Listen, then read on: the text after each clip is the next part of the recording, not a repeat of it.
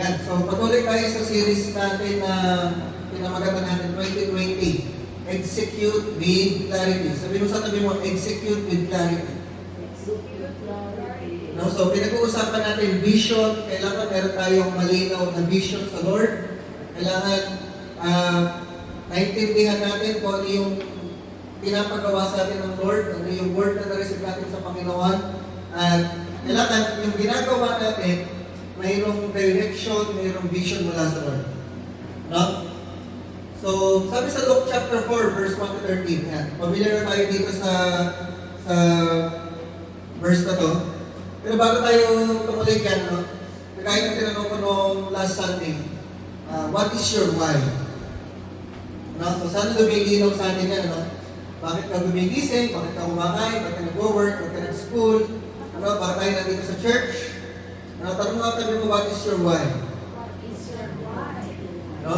So, pangalawang question, hindi natin tinanong noong last Sunday ngayon. Pangalawang question, pag na-discover mo yung what is your why, ito yung isa pang kailangan natin ma-discover din, kailangan natin maintindihan. Ano yung willing kang gawin? Ikaw may katabi mo. Ano? Ano yung willing kang gawin? Nagagawin mo kahit walang bayan, kahit walang kita, kahit walang kapalit. Ano? Yung willing kang mag-effort, willing kang magpuyat, willing kang mapagod, willing kang isakripisyo yung buhay mo, para sa bagay na yun, na kahit walang kapalit, walang kita, walang bayad, gagawin mo pa rin siya. Kahit napapagod ka, kahit napapuyat ka na. Ano? Mayroon na ba kayo ng ganong bagay na yun? Ano? Ginagawa mo siya kahit walang bayad, kahit walang kita. Kahit napapagod ka, kahit napapuyat ka. Ano? Siguro sa may pamilya, ano, medyo naintindihan nyo na yun. Ano? Yung ginagawa mo para sa anak mo, ginagawa mo para sa asawa mo, kahit walang kapalit, kahit walang bayad, kahit mapagod ka, mapuyat ka, gagawin mo pa rin siya. Ano? So may mga bagay tayong ginagawa kasi importante. Meron tayong mga bagay na ginagawa kasi yung pag ginawa mo siya, alam mo, it's a noble cause. Ano? Ginagawa mo para sa isang kumbaga importante, mapakamahalaga na may mga taong nakikinabang doon sa ginagawa mo. So, ginagawa mo siya kahit walang bayad, kahit walang kita, kahit mapagod ka, mapuyat ka, ginagawa mo pa rin. Kasi nakikita mo, importante yung ginagawa mo. No?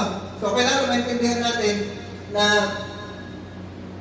ma-discover natin yung sagot doon sa dalawang tanong na yun. Kasi yun yung nagbibigay ng importance, significance sa ginagawa natin sa buhay natin. What is your why? Pangalawa, what are you willing to do? Na kahit walang bayad, walang kita, gagawin mo pa rin. Kahit na mapagod ka. Ano? So, tingnan natin itong Luke chapter 4, verse 1 to 13. And Jesus was led by the Spirit into the wilderness to be tempted by the devil. After fasting 40 days and 40 nights, he was hungry. So, si Jesus, pumunta siya sa wilderness, nag-fasting siya doon ng 40 days and 40 nights. Ano? Hirap yun. Ako, magpa-fasting lang ako ng tuwing gabi, nakakalimutan ko pa. Nakakain ako. Tapos nung nakakain na ako, nung matutulog na ako, tsaka ko naalala, ay, dapat pala magpa-fasting ako ngayon. Kasi gusto ko magpalit ng tiyan. So, gusto ko mag-fasting tuwing gabi. Pero si Jesus, nag-fasting siya 40 days and 40 nights. Ano? Pero isang beses lang naman niya ginawa yan sa Bible. Tapos, after na mag-fasting, dumating yung devil. Tinotokso siya. Ano? So, the tempter came to him and said, if you are the Son of God, tell these stones to become bread. Kasi gutom na si Jesus 40 days na hindi kumakain. Ano? So, sabi ng devil sa kanya, nung pumutok sa kanya, kung ikaw talaga yung anak ng Diyos, gawin mo to mga bato na tinapay. Kasi nasa wilderness siya, walang 7-Eleven doon, walang Alphamart, walang Dali. Nasa desert siya eh. Puro buhatin bato lang yun. Andun, kahit alaman, wala. Kahit mga tubig, ilog, wala doon. Ano? Sabi ng tempter sa kanya, gawin mo yung mga bato na tinapay. Tapos sabi ni Jesus answered, it is written, man shall not live on bread alone, but on every word that comes from the mouth of God. Ma-explain natin na mamaya. Then the devil took him to the holy city and had him stand on the highest point of the temple. So nag-teleport silang dalawa. No? Imagine nyo yun, para sa nag-teleport, or parang siguro vision yung pinakita sa kanya ng devil. Napunta sila dun sa tuktok ng templo. Tapos, if you're the Son of God, He said, throw yourself down, for it is written. Talong ka daw doon. Sabi nung devil kay Jesus, talong ka doon sa templo. He will command His angels concerning you, and they will lift you up in their hands so that you will not strike your foot against a stone. Kasi, kinot nung devil yung verse. Ano? Pata niyo yung Diablo, nagkukot ng verse. Ano? Alam niyo yung Bible. Nasusulat doon sa Bible. Uutusan ni God yung mga anghel, sasaluhin si Jesus, iyamat si Jesus, hindi siya mahuhulog dun sa templo. Ano? Hindi siya tatapak dun sa lupa pag tumalon siya sa templo. Ano? Ano sabi ni Jesus? Jesus answered, it is also written, do not put the Lord your God to the test. So sinagot din ni Jesus na Bible din, it is written, huwag mo susubungin si God. Ano? Sabi natin, di ba? Huwag daw susubungin si God, pero sa malaki written, pwede ba, yun lang yung pwede natin subungin si God sa pagka-times. Ano? Again, the devil took him to a very high mountain and showed him all the kingdoms of the world in their splendor. And all their splendor. So, nag-teleport ulit sila, okay, vision ulit. Nandun naman sila sa pinakamataas na bundok, tapos pinakita lahat ng kaharian sa buong mundo. All this I will give you, he said, if you will bow down and worship me. And sabi ni Jesus said to him, away from me, Satan, for it is written, worship the Lord your God and serve Him only.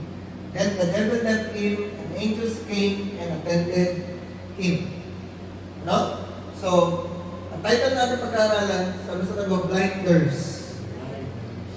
Hindi sabihin yung blinders. Kung saan tamo kayo?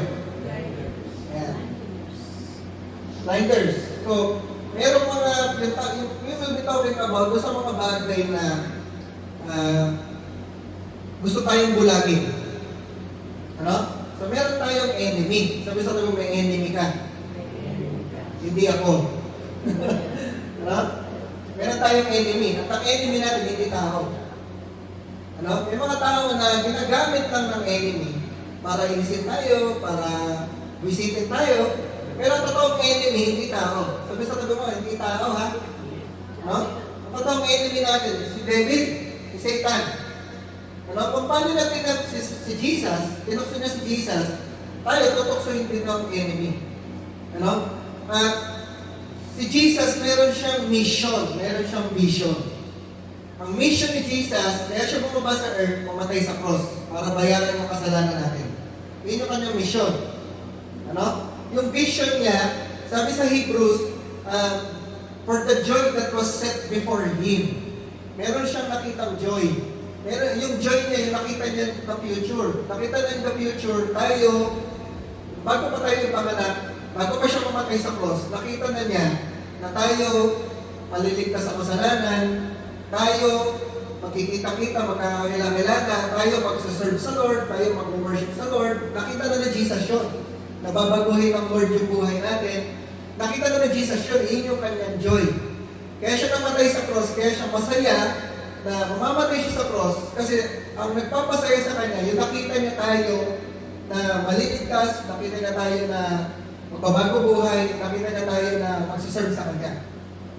So meron siyang vision at mission. Sabihin niya, vision, mission. Pero ang gagawin ng enemy, pipigilan tayo. Pinigilan si Jesus. Sinusubukan niyang pigilan si Jesus.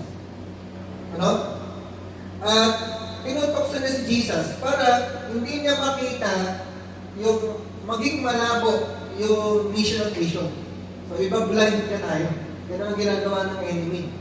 So tayo din, ganun din ang gagawin ng enemy sa atin. Iba-blind tayo para hindi natin, para lumabo yung mission at vision pinapagawa sa atin ito. Pero may katabi mo, alam mo na ba yung mission at vision mo sa buhay? Ano? So pag hindi pa malinaw, ito na ibig sabihin nun, malabo pa. Ano? Bakit siya lumabo? Kasi nga, ginagawa ng enemy, pinapalabo. Ano? Sabi nga nung isang nabasa ko, sabi doon, the devil can steal your calling. Hindi pwedeng nakawin ng devil yung calling mo. Pero, will make you forget you even had one. Hindi niya kaya nakawin yung calling natin, hindi niya kaya nakawin yung pinapagawa sa atin ng Lord, pero, gagawin niya, makakalimutan natin na meron pala tayong calling. makakalimutan natin na meron mo lang pinapagawa natin sa Lord. Ano? So, kaya yung topic natin is blinders. Binablind tayo ng enemy, binablind tayo, binutokso tayo, binabago yung focus natin, kinukuha yung attention natin, dinidistract tayo dun sa reason kung ba't tayo nabubuhay sa earth. Dinidistract tayo dun sa ano yung pinapagawa sa atin ng Lord. So, maraming pwedeng busy tayo, pwedeng hindi tayo busy. Una, pwedeng hindi ka na maging busy, puro cellphone na lang, puro tulog na lang, puro pahinga na lang. O kaya, ginagawa naman tayo sobrang busy, pero yung kabisihan natin, hindi naman nakakatulong or hindi nakakadagdag dun sa pinapagawa sa atin ng Lord. Puro tayo aral, puro trabaho, puro family, puro bakasyon, ano? Puro busy tayo sa mga iba-ibang mga bagay. Pero, nakakalimutan natin gawin yung importante dapat natin ginagawa. Yung main reason kung ba tayo pinanganak dito sa earth, ba tayo nabubuhay pa hanggang ngayon. No? So, kailangan maliwanag sa atin ano yung purpose ni God, ba tayo nabuhay, ano yung pinapagawa sa atin ng Lord, ano yung sinasabi sa atin ng Lord, ano yung calling na nilagay ng Lord sa buhay natin. At sabi sa tabi mo, kailangan magawa mo. Bago ka mamatay, kailangan mo matapos yung calling ng Lord sa buhay mo. Ano? Si Apostle Paul, sabi niya, nung bago siya mamatay, nung malapit na siya mamatay, nung nararamdaman niya, malapit na siya calling ng Lord, sabi niya, I have kept the faith, I have fought the fight, I have finished the race. Ano? Maliwanag kasi nakita niya ng maliwanag ano yung pinapagawa ng Lord, tapos natapos na yun. So si Jesus, pinipigilan siya ng enemy. So paano siya pinigilan? Ano ba yung mga blinders? So meron tatlong temptation na binigay yung devil kay Jesus. At yun din yung tatlong points natin this morning. Ito yung tatlong bagay na ginagamit ng enemy para mabulagan tayo, natin makita ng maliwanag yung vision ng Lord sa buhay natin. Una, number one, personal needs. Sabi ko sa tabi yung personal needs. No? Sabi ng tempter, the tempter came to him and said, if you're the Son of God, tell these stones to become bread. Ano? Ang unang need ni Jesus nung time na yun, tinapay, pagkain. Kasi nagugutom na siya. Kasi 40 days to 40 nights siya nag-fasting. So, yung tempter, sabi ko, talaga kung ikaw nga yung anak ng Diyos, no? Minsan, yung ganun yung ulit-ulit na sinasabi ng enemy kay Jesus, kung talaga ikaw yung anak ng Diyos, kung ikaw yung anak ng Diyos, kung ikaw yung anak ng Diyos. No? Pero sila challenge yung identity. No? Christian ka ba talaga? Follower ka ba talaga ni Jesus? Lord ba talaga si Jesus ng life mo? No? Kung-question na yun, anak ka ba talaga ng Diyos? Kung-question yung identity natin. So kung anak ka ng Diyos, bakit wala ka pa rin sweldo ngayon? Ha? Di ba? Kung anak ka ng Diyos, bakit ganyan pa rin yung buhay mo? Bakit naghihirap ka pa rin? No? Ganyan na, sabi mo sa tabi mo, tukso lang yan. Ano? So, ang unang tukso, ang unang blinder is personal needs. Ano? Gugutom ka rin. Unahin mo yung sarili mo, unahin mo yung katawan mo, unahin mo yung kailangan mo. No? So tayo, masyado tayo minsan, nagiging masyado tayong preoccupied, masyado tayong nagiging busy doon sa i-meet at i-pursue yung mga needs natin. Kasi kailangan ko mag-aral, kasi kailangan ko magtapos ng trabaho, kaya nagtapos ng pag-aaral, kailangan ko magtrabaho, kailangan ko umita. Ano? Masyado tayo nabibisi doon sa mga needs natin na nauubusan na tayo ng oras para i-pursue naman yung God-given dreams and visions natin. Meron binigay sa atin si God na visions and dreams. Sabi sa tabi ko, visions and dreams. So minsan, sa sobrang busy natin na i-meet yung ating mga needs, nakakalimutan na natin, ano ba yung pinapagawa sa atin ng Lord? Ano ba yung pangarap na nilagay ni Lord sa heart natin? Nagagawa ba natin yun? Nakakabot ba natin yung mga pangarap na binigay ng Diyos? Ano? So, minsan, masyado tayo kasi nakupokus. Kailangan kasi, ito kasi kailangan unahin. Kasi mas importante ito, kasi urgent to. Ano? Pero, baka, napablind na tayo doon sa totoong vision na binigay sa atin ng Lord. Ano? So, sabi ni Jesus answered, it is written, man shall not live on bread alone, but on every word that comes from the mouth of God. hindi lang tayo nabubuhay sa needs. Hindi lang tayo nabubuhay sa tinapay. Hindi yun lang yung bubuhay sa atin. Ang bumubuhay talaga sa atin, ang nagbibigay sa atin ng satisfaction and fulfillment, ay magawa natin yung pinapagawa ng Lord. Masunod natin yung sinabi ng Lord. Una, marinig mo yung sinasabi ng Lord, tapos magawa mo, masunod mo yung pinapagawa ng Lord. Yun talaga yung nagbibigay sa atin ng satisfaction and fulfillment. Kahit araw-araw ka pang kumakain ng steak, kahit nakahiga ka pa palagi sa magandang kama na aircon, kasi lamig na Antarctica, kahit na meron kang 5 sasakyan na binili mo lang dahil sa payo, ano? Kahit meron ka pang gano'n, hindi ka mapupulpit, hindi ka masasatisfy. Ibig sabihin, ang point lang natin, kahit nami-meet yung mga needs natin, hindi naman talaga yun yung nakakapag-satisfy sa atin. Na nagbibigay sa atin ng satisfaction at fulfillment, ng meaning sa buhay, masasabi mo may value yung buhay mo, kasi nagagawa mo yung pinapagawa sa iyo ng Lord. Ano? Alam mo yung pinapagawa sa iyo ng Lord at nagagawa mo yun. Yun ibig sabihin na sinasabi ni Jesus, hindi na tayo sa tinapay nabubuhay. Nabubuhay tayo sa word ng Lord, sa pinapagawa ng Lord, sa sinasabi ng Lord sa atin. Ano? So may mga times, kailangan natin isakripisyo yung mga personal needs natin para pagawa natin yung mission and vision ng Lord sa buhay natin. Ano? So si Jesus, nilutok siya, gawin mo, gutom ka na eh. Gawin mo, tinapay ng mga bato kasi gutom ka na, kailangan mo nang kumain. Pero sabi ni Jesus, minsan kailangan isakripisyo yung gutom. Minsan kailangan isakripisyo yung temptation. Ano? Kahit kailangan ko naman talaga, pwede kong tanggihan yun. Kasi mas importante yung pinapagawa ng Lord. Ano kanya? Ano? Kaya, ang point natin, big dreams need big sacrifices. Ano? Pag meron kang malaking dreams, merong vision na binigay sa Lord, may dream, may God-given dream na binigay sa Lord, minsan kailangan ng sacrifice. Sabi sa mga sacrifice. Sabi kailangan may sacrifice yung mga personal needs mo. Ano? Kami hanggang ngayon, wala pa rin kami bayan lupa. Wala pa rin. Pero kasi inuuna namin yung pinapagawa ng Lord. Ano? Meron tayo every Sunday, nandito tayo. Bakit tayo nandito every Sunday? Kasi inuuna natin yung pinapagawa ng Lord bago yung needs natin. Ano, pwede namang mamahinga tayo, pwede magtrabaho tayo ng Sunday. Pwede natin tayo kumita ng Sunday, pwede tayo mag-sideline. Diba? Pwede natin ginagawa, pwede tayo mag-outing. Yan ang ginagawa yun kasi inuuna natin, ano yung pinapagawa natin? No? So, big dreams need big sacrifices. Unang blinders, unang napipigilan tayo, means, unahin mo muna yung pag-aaral mo, magtapos ka muna ng pag-aaral. Magtrabaho ka muna, mag-ipon ka muna. Tapos, bilhin mo muna yung mga kailangan, kailangan mo na sasakyan, kailangan mo ng bahay, unahin mo muna yun. Tapos, mag-asawa ka muna.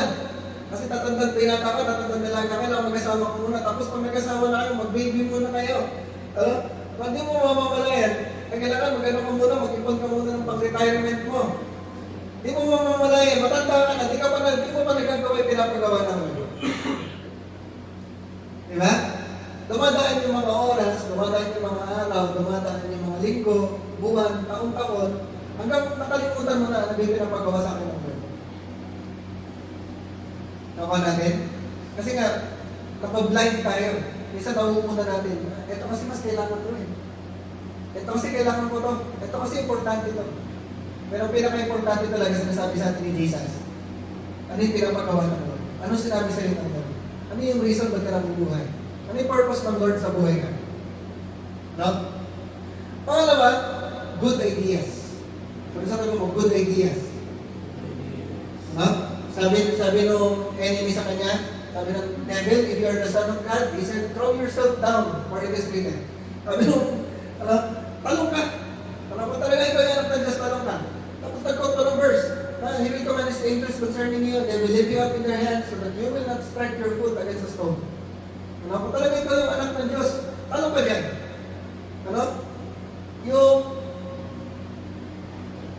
Tuloy natin, Jesus answered him, it is also written, do not put the Lord your God to the test. Yan, sinabi na natin yun, no? Minsan, huwag natin susubukin si Lord.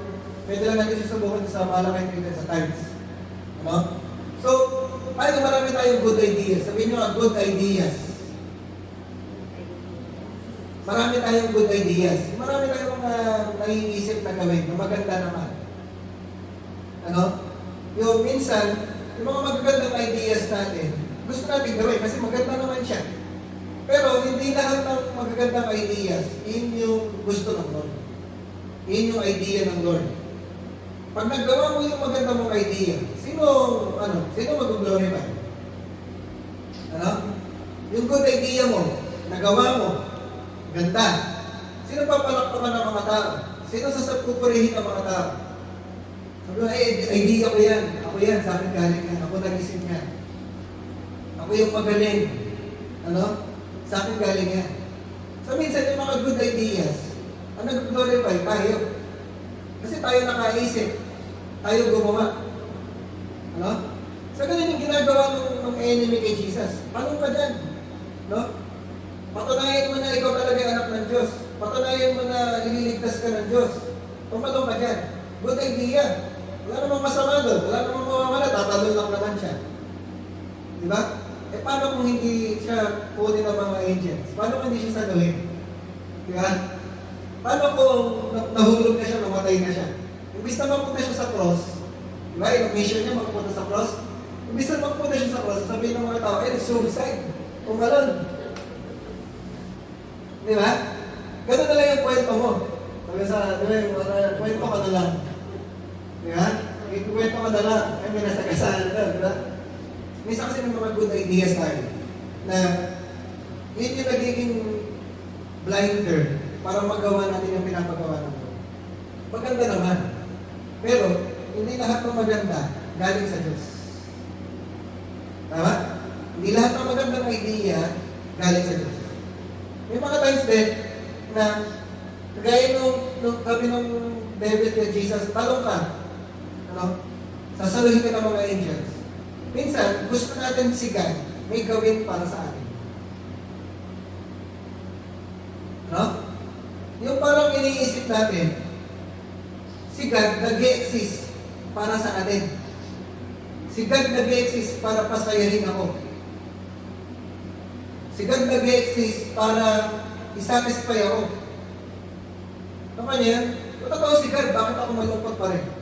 Diba? Parang ginawa natin, binigyan natin ng trabaho si God, na ang trabaho ni God, pasayahin ang mga tao. Ang trabaho ni God, bigyan lang din ng party ang mga tao. Parang baligtad.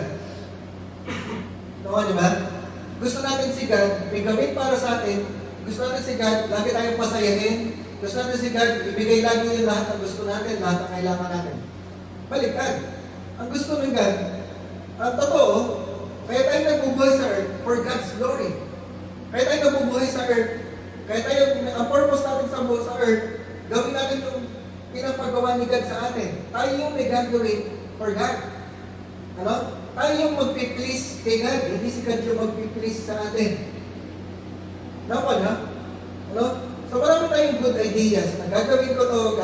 Pag ginawa ko to, kailangan tulungan ako ng Lord, kailangan i-bless ako ng Lord, kailangan samahan ako ng Lord, kailangan sumaya ako dito, kailangan magpipil ako dito. Pero baliktad. Tanungin natin, ano ba yung pinapagawa ng Lord? So we exist for God. We are called to do God's works. Ano? Hindi si God yung may gagawin para sa atin, kundi tayo yung gagawa ng pinapagawa ni Lord para sa atin. Hindi nag-exist si God para pasayahin tayo. Tayo yung nag-exist para i-glorify si God, para i-please si God. No? So yung good ideas, nagpapalaki lang ng ulo. Yung good ideas, nagbuboost lang ng ating ego. Sabi mo, ego. Ano? Pero yung God ideas, yung mga ideas na galing sa Diyos, yung vision at mission na pinapagawa ng Lord sa atin, nagpapahumble yun. Kasi marirealize mo, hindi ko kayang gawin yung pinapagawa ng Lord. Mahirap yun, sobrang imposible. Pero, kailangan mo ng pananampalataya para mangyari yun. Sabi ko, faith. Kaya kailangan ng faith, kaya tayo nabubuhay sa faith. Kasi, yung trust mo sa kayang gawin ng Diyos, hindi sa kaya mong gawin. Yung belief mo doon sa kayang gawin ng Diyos yung mga imposible, nagposible, hindi ikaw. Kaya yung ideas ni God, nagpapahambol, hindi nagpapayaman. Pag may pinapagawa sa si Lord, magiging humble ka doon. Kasi marirealize mo, hindi ko yung kayang gawin mag-isa. Kailangan ko si God, kailangan ko yung strength ni God.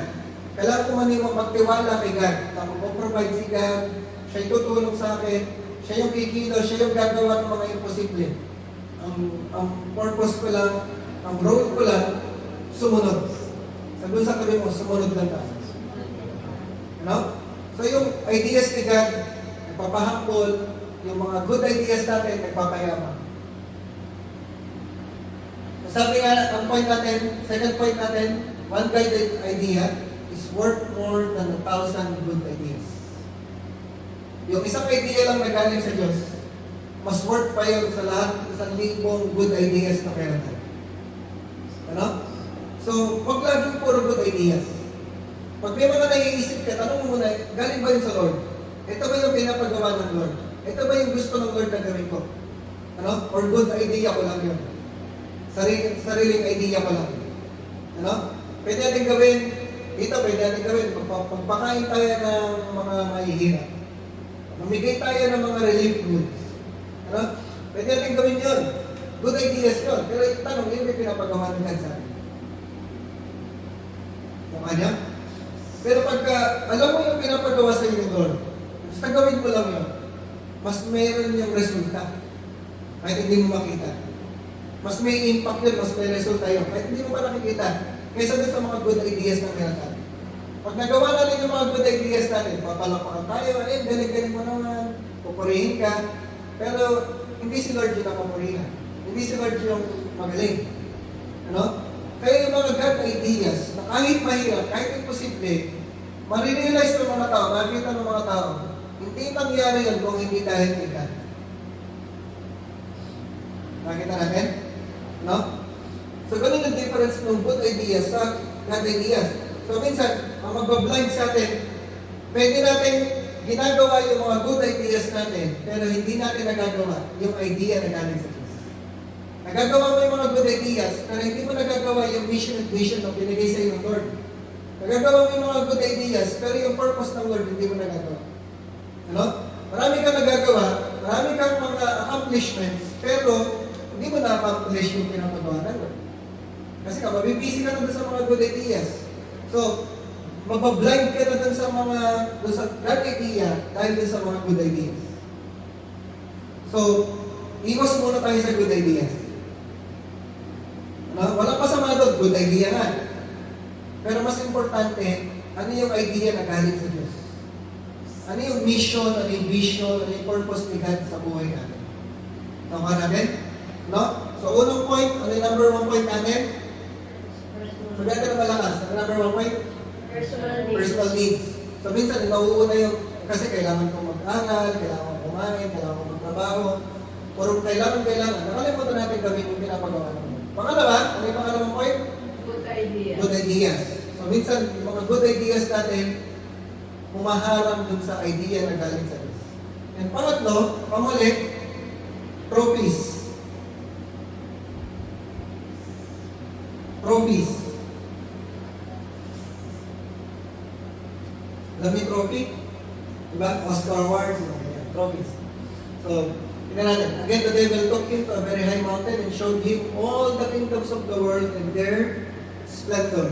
So, pinakita nyo ni Satan, lahat ng mga kaharian. Tapos ano sabi ng devil sa kanya? All this I will give you, he said, if you will bow down and worship me. So, ibibigay ito ng devil sa kanya lahat ng mga kingdoms, mag-worship lang siya kay Satan. Tapos sabi ni Jesus said to him, away from me, Satan, for it is written, worship the Lord your God and serve Him only. So, si Jesus, kaya siya pumunta sa earth para i-establish yung kingdom ni God. Para i-restore yung kingdom ng Panginoon. Pero, sinasabi sa kanya nung ma-restore yung kingdom ng Panginoon, ma-restore yung kingdom ni God, pababawi niya yung kingdom ni God pag namatay siya sa cross. So, kailangan niya mamatay sa cross. Pero sinasabi nung ni Satan, ito na yung kingdoms of the world, bibigyan ko na sa iyo. Kailangan mo lang gawin, mag-worship ka sa akin. So sinasabi ni, parang dati sinasabi ng devil kay Jesus, ano? Bibigyan na kita ng trophy, ito na yung trophy, huwag ka na mag-compete. Diba? Huwag ka na pumunta sa Olympics, ito na yung Olympic medal, bibigyan ko na sa'yo. Hindi ka na kailangan makipagbakbakan doon, kung taekwondo, hindi ka na kailangan makapag-sparring, kung swimming, hindi ka na kailangan mag-swimming. Pag runner ka, hindi mo na kailangan tumakbo, bibigyan na kita ng medal. Dati na yun, ano? Ito na yung trophies, ito na yung medal. Huwag ka na tumakbo, huwag ka na tumakan. Nagigas natin? Yun yung sinasabi ng devil sa kanya. Sabi mo sa tabi mo, shortcut. Ano? Yung bibigyan ka na ng trophy, shortcut na, tapos na yung kailangan mo, makukuha mo na. Kaya lang, may kapalit, mag-worship ka sa akin. Ano? Di mo na kailangan lumaban, di mo na kailangan mamatay sa cross, di mo na kailangan mahirapan, di ka na bubugbugin, di ka na magkakasugan, hindi ka na ipapako, hindi ka na lipustahin ng mga tao, hindi ka na nila i-reject, pero sasamba ka lang sa akin. Tapos bibigyan kita ng mga trophies na gusto mo. Ano? Sabi sa mga trophies. Ano? Minsan yung mga accomplishments natin, nagiging shortcuts. Ano? Minsan yung mga shortcut, yung tutoksuin ka sa mga quick results. Ano? Ito na yun. Ang gusto mo lang naman, kaya ka mag-Olympics para sa medal. Ito na yung medal, huwag ka na lumakan. Parang gano'n. Ano? Bibigyan ka na ng trophy eh. So, ang inaano sa atin, tinutokso tayo na mag-shortcut na tayo. Mag-shortcut kasi, pag nag-shortcut ka, pag nakuha mo yung quick results, di ba? Pag nakuha mo yung quick results, mababawasan yung sakripisyo, mababawasan yung hirap. Kasi hindi ka na lalaman, hindi ka na magko-compete, may medal ka na, may trophy ka na. Di ba? Magbabayad ka lang. Kilala mo kayo ganun. Diba? Bibigyan ka ng master's degree, magbabayad ka lang, hindi mo na kailangan pumasok. O, bibigyan ka ng lisensya, hindi ka na pipila. Ano, magbabayad ka lang. Diba? Yan ang mga shortcut. Ano ka niya? Mapopromote ka, hindi ka na nag-aaral. Magbabayad ka lang. Yan yung mga shortcut. Magkakaroon ka ng resulta, magkakaroon ka ng accomplishment sa papel, pero hindi ka naghirap, hindi ka nag-sacrifice. No? Pag hindi ka naghirap, hindi ka nag-sacrifice, hindi mo na-build yung character na kinakailangan para dun sa na-accomplish mo. No? Hindi mo masasabi sa, may pagmamalaki mo ba sa anak mo na, oy anak, kaya ako na-promote, kaya ako nagkaroon ng degree, kasi pinaghirapan ko yan, pinagpuyatan ko yan. Nakuha niya? Yun yung nagbibuild ng character, yung mga sacrifices, yung mga hirap na dinadanas natin. Kasi Jesus, nung nandun si Jesus, hindi niya pwede sabihin na, oy, anak, sumunod kayo sa akin, kasi nakuha ko yan, kasi nag-worship ako kay Satan. Hindi gano'n. Masasabihin sa atin ni Jesus, ako, kaya ako yung ginawa ko para sa inyo, naghirap ako. Nasaktan ako. Pinalipusta ako. Binugbog ako. Binilag ako sa araw. Pinawisan ako ng dugo. Ano? Naghirap talaga siya, pinaghirapan niya. Hindi niya makuha ng madali yun. Ano? Sa ganun yung ginagawa ni Satan. Tinutokso tayo sa shortcut, tinutokso tayo sa mga trophy, tinutokso tayo sa mga accomplishment. Ano? Pag may na-accomplish ka na, pag may mga trophy ka na, minsan yun yung pinagmamalaki na natin. Okay na ako, nagawa ko na to. Ano? Past glories decay our future dreams. Yan, note nyo yun. Past glories decay our future dreams. Ibig sabihin nun, yung mga na-accomplish mo na, pwedeng ma-stuck ka na doon. Ma-stuck ka na doon sa mga nagawa mo na, hindi ka na mangangarap doon sa mas matitindi ka. Sundan niya? Ano?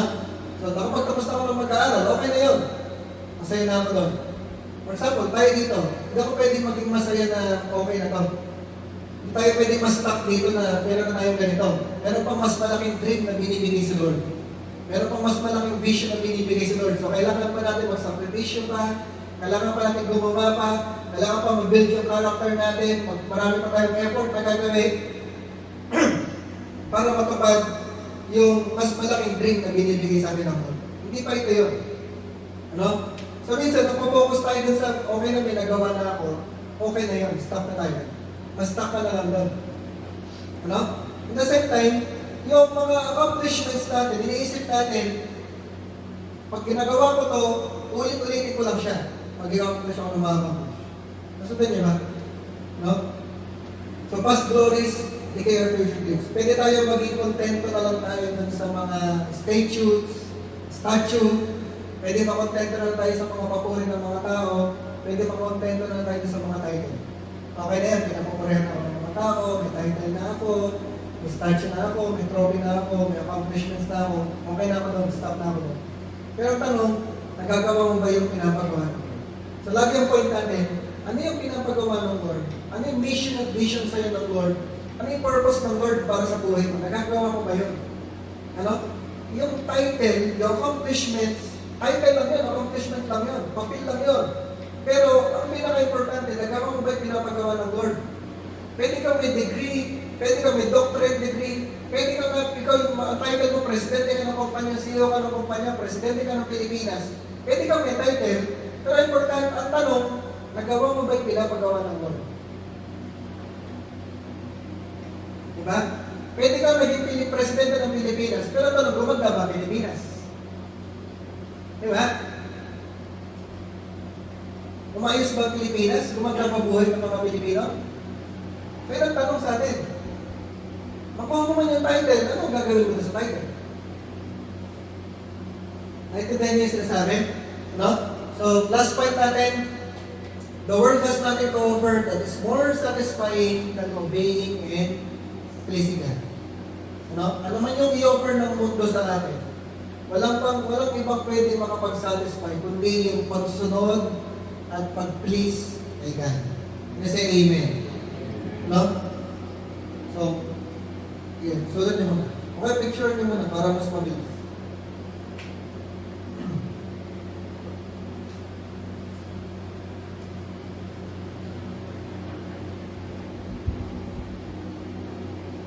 Yan. So, John chapter 4, sabi ni Jesus, verse 34, nabasa niyo yun yung sa kwento ng Samaritan woman. So, na-meet niya yung Samaritan woman dun sa well, tanghali ang tapat, humingi siya ng tubig, nakainom naman siya. Tapos, hindi siya naghahanap ng pagkain. Nagtataka yung mga disciples, bakit hindi naghahanap si Jesus ng pagkain? Sabi ni Jesus, my food, said Jesus, is to do the will of Him who sent me and to finish His work. Ano? Sinasabi ni Jesus, kasi nakausap na ni Samaritan woman, napakilala niya na siya yung tagapagligtas, tapos yung babae naniwala sa kanya, tapos yung babae, sinare siya sa mga kasama niya sa barangay nila, sa village nila. Tapos yung mga tao, pumunta kay Jesus, naniwala kay Jesus. Dami tao naniwala kay Jesus. So sinasabi ni Jesus, mas importante yung hindi ako yung, kaysa makakain ako, mas importante yung magawa ko yung pinapagawa niya. No? To do the will of Him who sent me, God the Father, and to finish His work. Sabi ni Jesus, ini yung totoong pagkain. Ini yung totoong bubusog sa akin. Ano? So di ba tanong ko sa inyo kanina, ano yung willing kang gawin na kahit walang bayan, kahit walang kapalit, gagawin mo? Kahit mapagod ka, kahit mapuyat ka, gagawin mo kahit walang kapalit. Ano? Yung sinasabi ni Jesus, yung mabubusog ka kahit hindi ka kumain. Busog na ako kasi nagawa ko na ito. Ano? Tapos yung isang tanong natin, what is your why? Bakit ka gumigising? Bakit ka bumabama? Ano yung purpose mo? Kasi Jesus, maliwanag sa kanya. Ito yung bumubusog sa akin. Ang bumubusog kay Jesus, magawa niya yung pinapagawa ni God. Matapos niya yung trabaho na binigay sa kanya ni God. To finish God's work. Sundan niya? Ano? So, panghuli natin, Philippians chapter 2, verse 8 to 11. And being found in appearance as a man, He humbled Himself by becoming obedient to death, even death on a cross. Si Jesus ay Diyos. Si Jesus ay anak ng Diyos. Pero, nag-humble siya. Nag-humble siya na dapat siya yung sinusunod. Ginawa niya siya sumunod. Sumunod siya sa kay God the Father. So, nag-set si Jesus ng example sa atin na yung kanyang pagsunod, sobrang tindi ng pagsunod niya, kahit hanggang mamatay siya. Kahit pumatay siya sa cross, sumunod pa rin siya. Ano? Ayaw mo ang gawin yan? Pag sinabi si Abraham, natin yung kwento ni Abraham last week, no? Yung pagsunod niya, i-offer si Isaac, in-offer niya si Isaac. Ano, willing siyang saksakin yung bata. Ganun katindi yung kanilang obedience. So, ganun katindi yung kanilang humility and obedience sa Lord, na willing silang sumunod kahit mahirap. Sabi sa mo, kahit mahirap. Ano? Yung bubusugin ka, kahit napapagod ka, kahit napupuyat ka, kahit walang kapalit, gagawin mo pa rin. No? Therefore, anong resulta ng pagsunod ni Jesus? Anong resulta ng obedience niya? Anong resulta ng sacrifice na ginawa ni Jesus? Therefore, God exalted Him to the highest place. Sabihin nyo, highest place. Ano? Kung may mataas na isipin mo yung pinakamataas na lugar, Mount Everest, may pinakamataas na building, ano? Mas mataas pa doon yung pinaglagay ni Jesus. And gave Him the name that is above every name. Ano, binigay siya ng pangalan na pinakamataas sa lahat ng pangalan. Mataas pa sa pangalan ni Justin Bieber, mataas pa sa pangalan ni Bongbong Marcos, mataas pa sa pangalan ni Donald Trump. Ano? The name above every name. Yung pangalan ni Donald Trump, pangalan ni Bongbong Marcos, bigat yun. Ano? Pag pumunta ka sa isang lugar, tapos papasukin niyo ako dyan kasi pinapunta ako ni Bongbong Marcos. O papasukin ka. Pag sinabi ko doon sa isang lugar, may pinapakuha po si Bongbong Marcos, ibibigay sa iyo yun. Kasi ginagamit yung pangalan. Ano? Pero yung pangalan ni Jesus, above every name. Sabi niya, above every name. Bakit binigay sa kanya yun? Kasi sumunod si Jesus. Kasi nag-sacrifice siya. Imbes na unahin niya yung shortcut, yung trophy, imbes na unahin niya yung mga good ideas, imbes na unahin niya yung mga personal needs niya, sumunod siya sa Lord. Ginawa niya yung mission niya, ginawa niya yung vision niya, ginawa niya yung purpose ng Lord sa kanya. Sumunod siya. And dahil sa kanyang pagsunod, God exalted Him, God gave Him the name above every name. Ano pa yung sinabi sa kanya? That at the name of Jesus, sa kanyang pangalan, every knee should bow in heaven and on earth and under the earth. Ano? Lahat ng tuhod, luluhod sa pangalan ni Jesus Christ. Sa langit, lahat ng tuhod sa langit, luluhod kay Jesus. Lahat ng tuhod sa earth, luluhod kay Jesus. Under the earth, ibig sabihin ng under the earth, sa hell, sa impyerno, even yung mga tuhod doon, luluhod kay Jesus. Ano pa? Every tongue. Lahat ng labi ng mga anghel, labi ng mga demonyo, labi ng lahat ng tao, lahat ng spirito, lahat ng kaluluwa, lahat ng labi, they will acknowledge that Jesus Christ is Lord and the glory of God the Father. Lahat ng labi magsasabi, si Jesus ang Panginoon. Sabi sa tabi mo, Jesus is Lord. Ano? Bakit siya in-honor ng Panginoon? Nang ganong katindi. Bakit siya in-honor ni God ng ganong katindi? Kasi sumunod siya. Kasi nag-sacrifice siya. Kasi sinantabi niya yung kanyang mga personal needs, sinantabi niya yung mga good ideas, sinantabi niya yung mga promise, personal accomplishment, title, sinantabi niya lahat yan. Kasi mas importante kay Jesus, yung mission at vision, yung pinapagawa sa kanya nito. Ano? So, tanong sa atin, ano mas importante sa'yo? Personal needs mo ba?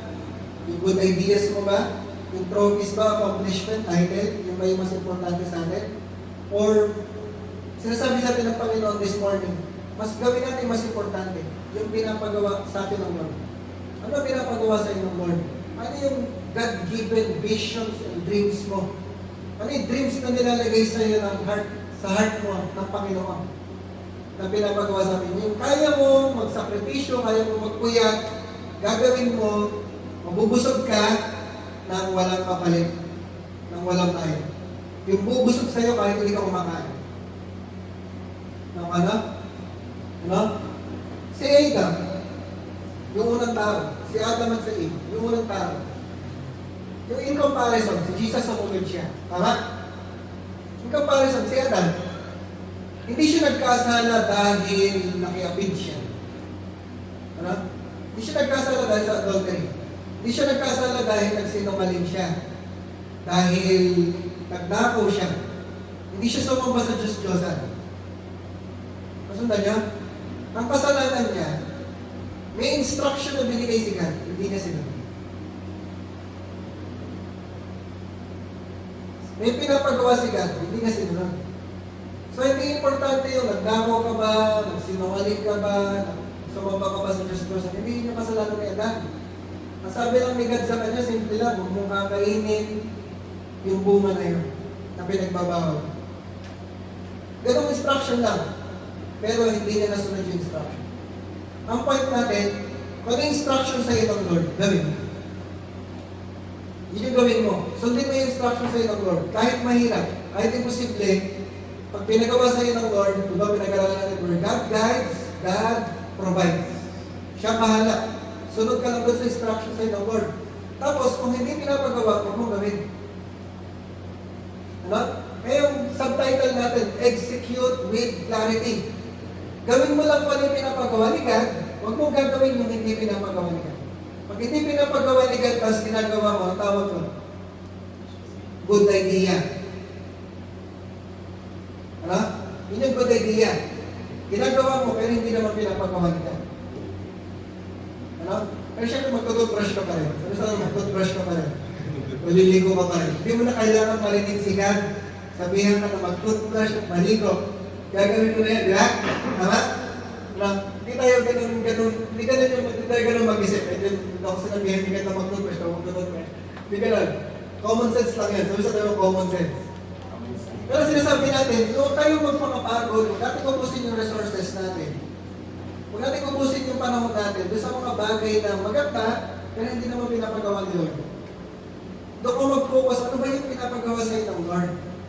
Ano yung vision na binigay sa iyo ng Lord, na may calling mo, ano yung instruction sa iyo ng Lord, doon ka mag-focus, yun yung gawin mo. Kasi pag nagawa mo yun, doon ka i-honor ni God. Kung paano i-honor ni God si Jesus. Hindi lang tayo bibigyan ng pangalan na pinakamataas. Ang point lang, i-honor tayo ng Panginoon.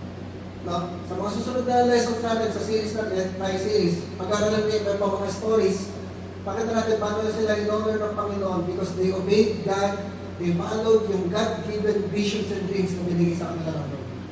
Nakuha natin? No? Tayo na tayo? No? So, ang gagawin ng enemy, ang gagawin ng devil, hindi-distract tayo, bubulagi tayo, dun sa para bubulagin tayo para hindi natin magawa yung vision, mission, yung dreams na binigay sa atin ng Lord. Ano? Sabi sa tabi, huwag ka pa-distract. Ano? Huwag ka papabulag. Minsan nabubulagin tayo, inuuna natin yung mga needs natin, inuuna natin yung mga good ideas, inuuna natin yung mga okay na tayo sa accomplishments, sa trophies, sa titles. Pero sa Lord, sinasabi sa atin ng Lord, pinaka-importante, ano yung pinapagawa sa inyo? Yun yung magawa natin. Ano? Yun yung ma-accomplish natin. Kasi yun lang naman talaga yung reason kung ba tayo nabubuhay sa Lord. Magkakaiba tayo ng pinapagawa. Ano? Hindi lahat tayo tinawag na magpastor. Pero baka yung iba sa inyo, tinatawag na magpastor. Kailangan magawa niyo yun. Kailangan mag-fulfill niyo yun. Magkakaiba tayo ng pinapagawa sa atin ng Lord. Hindi natin kailangan makipag-compare sa ibang tao. Ang importante lang, kung ano yung pinapagawa sa atin ng Lord, magawa natin. Ano? Ma-discover and pray mo sa Lord. Sige, pray tayo. Pray mo sa Lord. You just talk to God right now, in your mind, in your heart. Just talk to God. Lord, tanong mo sa Lord, Lord, ano ba yung pinapagawa mo sa akin? Sabi mo sa Lord, Lord, kausapin mo ako. Gusto ko kang marinig, gusto ko makita, bigyan mo ko ng vision, bigyan mo ko ng dreams na galing sa iyo. Gusto ko maging malinaw. Sabi mo sa Lord, gusto ko po maging malinaw. Ano yung reason, ano yung purpose kung ba't mo ko nilagay dito sa earth? Ano yung specific thing na papagawa mo sa akin? And I want, Lord, na masunod kita. I want, Lord, ma-fulfill ko yun. I want, Lord, na masunod ko lang po yung pinapagawa. I don't want to be distracted, Lord. I don't want po mabulag dun sa mga hindi importanteng bagay. Gusto ko, Lord, magawa yung ginawa ni Jesus na hanggang dulo, sumunod siya sa'yo. Hanggang dulo, naglingkod siya sa'yo. Hanggang dulo, ginawa niya yung pinapagawa ko. Let's pray, Lord. We just thank you for this morning. Thank you po sa inyong wisdom. Thank you po sa inyong word. Thank you sa revelation. Thank you for speaking to us right now, Panginoon. And the Lord, sa bawat isa na narin ito, we pray. Buksan niyo po yung kanilang spiritual na pandinig. Buksan niyo po yung kanilang spiritual eyes para marinig ka nila na kinakausap mo sila. Para makita ka nila, Panginoon. Makita nila ng maliwanag yung vision na nilalagay mo sa kanilang buhay. Even Lord, if they're asleep, give them dreams, Lord God. Mapanaginipan nila, Panginoon, yung mga bagay na nais mong ipagawa sa kanilang buhay. Lord, kahit imposible, kahit mahirap, kahit hindi maliwanag, I pray, Lord, lagay niyo po sa aming pusong isipan na susunod kami sa inyo, Lord. Little by little, step by step, gagawin namin, susundin namin yung instructions mo. Because, Lord, gusto po namin ma-fulfill yung instruction mo, gusto namin ma-fulfill yung vision na nilagay mo sa aming mga buhay. Hanggang sa dulo ng aming buhay, hanggang sa aming pagkamatay, we want to be able to say, Lord God, that we have finished the race na nilagay mo sa aming buhay. Lord, we just want to please you, we just want to honor you, we just want to obey you, we just want to glorify you, Panginoon. Use us for your plans, for your purpose, use us to advance your kingdom. Yung will mo po ang mangyari sa aming mga buhay. Ikaw ang maghari, ikaw ang masunod. Hindi po yung gusto namin, hindi yung emotions namin, hindi yung agenda namin, kundi ikaw, Lord. We are living for you, we belong to you, our lives belong to you, Panginoon. Sinisira po namin yung gawa ng enemy sa aming mga buhay. Kinakat namin, Lord God, yung mga distraction, yung pagbubulag sa amin ng enemy. And we just want, Lord God, to honor you, to please you, to love you. Thank you, Panginoon. Even, Lord, we speak blessings sa buhay ng bawat isa, sa bawat family. Continue to bless them, Lord God. Lord, alam niyo po yung mga needs namin. Alam niyo yung mga desires ng heart namin. We pray, Lord God, at the proper time, you will meet those needs. You will give, Lord, you will give, Lord God, the desires of our heart. As we serve you, as we follow you, as we worship you, Lord. Thank you, Lord. We honor you and we love you. We pray this in the mighty name of the Lord Jesus Christ. Everybody say, Amen.